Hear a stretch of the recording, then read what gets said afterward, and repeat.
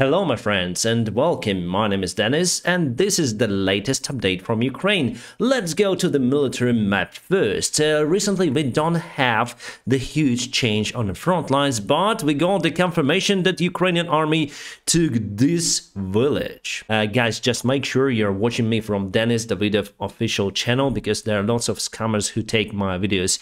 Here we have Drobisheva village, which is very close to Liman, the major hotspot that is now attacked or counterattacked by Ukrainian forces. I zoomed out a little bit just to show you. So before, like a couple of days ago, we took Yarova and today we took Drobisheva village. It's great since we cut this road for Russians. They already couldn't use it, but still there is one secondary road that goes to Liman city, and obviously we're gonna take it to go and take Liman city. Russia has major group of their forces here in Liman, so maybe we're going here to Stavki to circle the Russian army, because here we have the natural obstacle over here, the water reservoir. So the only way for Russians is to escape Liman using this secondary road that is still available for now. And Ukraine is also pushing from Ozerna and Dubrova. So I expect maybe this week or next week that we're gonna take Liman city. Just to remind you, Russian army got heavy losses while they were taking this city under their control, and now Ukrainian army will take it back. My friends, I'm sure about it because Russians don't have the supplies to the city, and we have all the possible supply lines. We already crossed the Siversky Donets river over here, so there are no obstacles for us to take Liman city. Just need to wait for exhaustion of the Russian group here, and maybe we're gonna circle it or attack straight away, or maybe circle then attack. All right, let's move to the north, my friends. Here we got the Russian attack on Kupiansk. They put reserves and they tried to reach the city from Petropavlovka. However, we already put the defense line over here and we resisted the attack, causing Russian forces to withdraw to their previous location. And that's great, my friends, since I was worried about it because we moved so fast that it was absolutely impossible to put new supply lines, logistics, and now we have it. We put defense lines, so obviously we're gonna secure this area against the Russian attacks. And in future, obviously, we're gonna attack from this part because here we already crossed this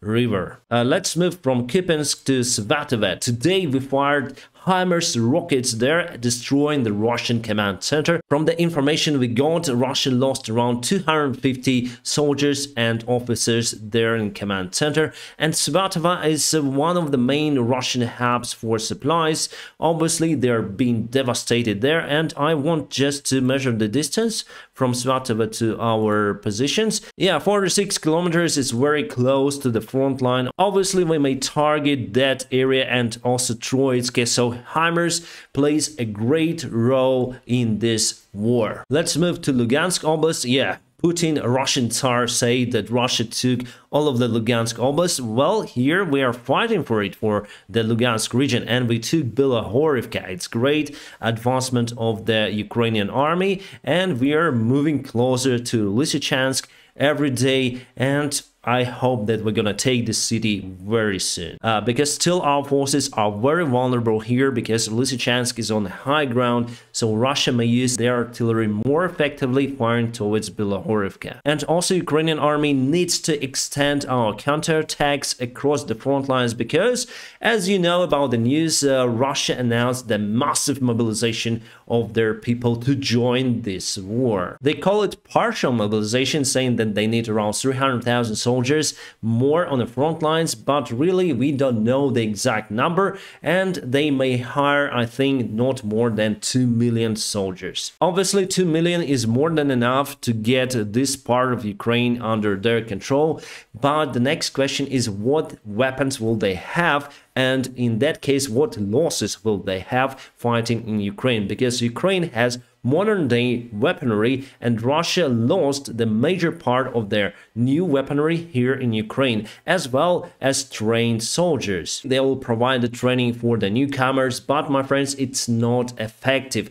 Ukrainian army has military experience, and we also trained in United Kingdom by international instructors, and we have modern days weaponry. So in 1 or 2 months after those newcomers will be trained to fight, they'll have some advantage in their fighting force here in Ukraine, but we're gonna cause them severe losses. They already lost 50,000 trained soldiers here in Ukraine and many more injured. Here they sent 300,000 more just to lose their lives. I don't think it's the good strategy for Russia itself, and it's the beginning of the end of Putin's regime. And I want to show you one thing. So here Ukrainian army was able to take this part of the land just in 5 days, almost all Kharkiv region. It's more than the Kiev region that Russia took before and performed a goodwill gesture. Here, this counterattack, the advancement of Ukrainian forces just lower the Russian army morale so deep that Russians are not willing to fight here in Ukraine anymore.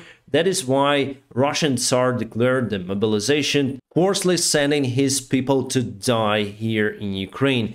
So imagine those guys who have their normal lives, families and everything. Now they have to go to Ukraine and fight for what? For Putin? As Ukrainians, we know what we are fighting for. We are fighting to protect our land and free our people on our territory. To return Crimea, return all of those territories. So as for Ukrainians, what we're gonna do? We're gonna continue to fight against Russia, no matter what. Alright, enough talking about the Russian mobilization. Maybe we're gonna talk about it later in this video because there's some of the latest news and events here. We continue to push on this village in Kherson region as well. So the fighting is ongoing in that area for this crossroads. For now, it's hard to say who took control over that territory because it's in gray area. So advancement of our forces in Kherson region is kind of slow, but we are advancing little by little, and we're gonna win this part very, very soon. I hope till this year, the end of this year. Yeah, and in his speech, Putin said about the nuclear threat towards Ukraine or maybe Western countries, and the United States officials say that it shouldn't be like that. Today it was the Biden's speech in United Nations, and we're gonna get closer to what he said a little bit later.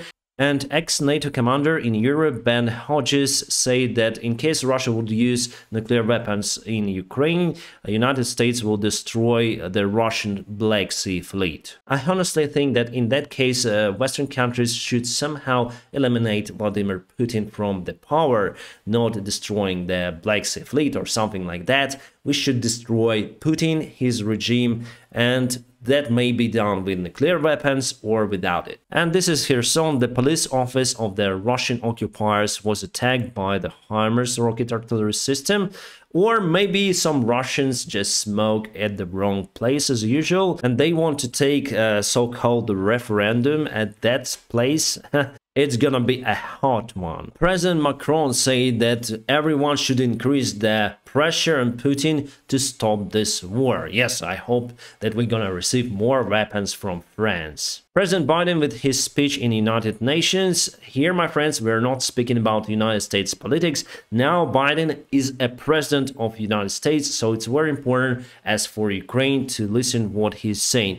So we're gonna support Ukraine even more against the Russian aggression. United States will support and reinforce democracy all over the world and in United States as well. United States is working with allies just not to let Russian aggression in NATO countries. Russia broke the main general principles of United Nations Statute. And he also said about the fake referendums on Ukrainian territory and Russian mobilization, so no one will recognize those referendums, and yeah, Russia may do whatever it wants, obviously, but it will be punished, I think. The General Secretary of NATO, Jens Stoltenberg, said that it was a big mistake for Putin to start this war, and he said that Russia will not win in a third world war, basically nuclear war. President Zelensky said that Putin just wants to cover Ukraine with blood of the Russian soldiers, and the decision to provide mobilization in Russian Federation says that Russia has big problems in its army. Zelensky said that he doesn't believe that Russia will use its nuclear arsenal. He said that he don't think that the world will let him do it. Some of the other Ukrainian news, we have again the spike in cases here on the western side of Ukraine. That is why in one of the cities, Ternopil, the mask regime again will be implemented. So this is advertisement in Russia. So someone may break your arm for just 1,500 rubles. Painless, they said. So with a broken arm, they will not take you to the army, at least temporary. This is also funny. Russia is planning to mobilize 300,000 soldiers. And Davydov, it's the local car developer in Russia, also planning to develop 300,000 cars. Those are a lot of cars, not very expensive, but there was a case or a few cases then Russian soldiers lost their lives here in Ukraine, and relatives bought the cars, exactly the same cars in Russia, and saying, all right, now I have a car. That's why it's kind of mimi here to see that those numbers are the same. And this is a Russian official document saying that the police will give the notifications to the guys to go to the army, and they will take their duty on a road. So they will stop cars and give the notice to men. If they don't go to army, they could be sentenced for 10 years.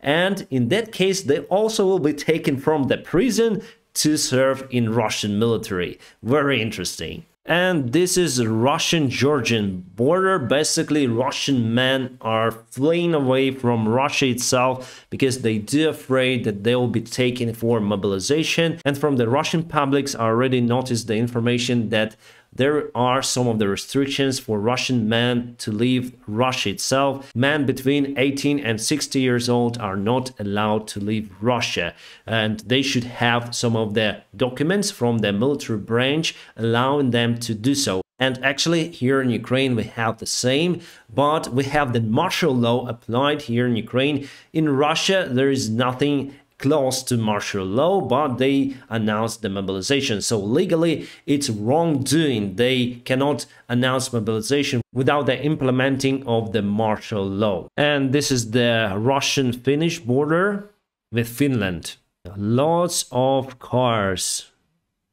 People just everywhere. Yeah, indeed. It basically shows how they're willing to fight for the country or something. They're just living. So this is a Russian meeting. See this girl? She's on meeting, and here's the police officer. All right, yeah, I'm happy that they're taking me to the bus, to police office.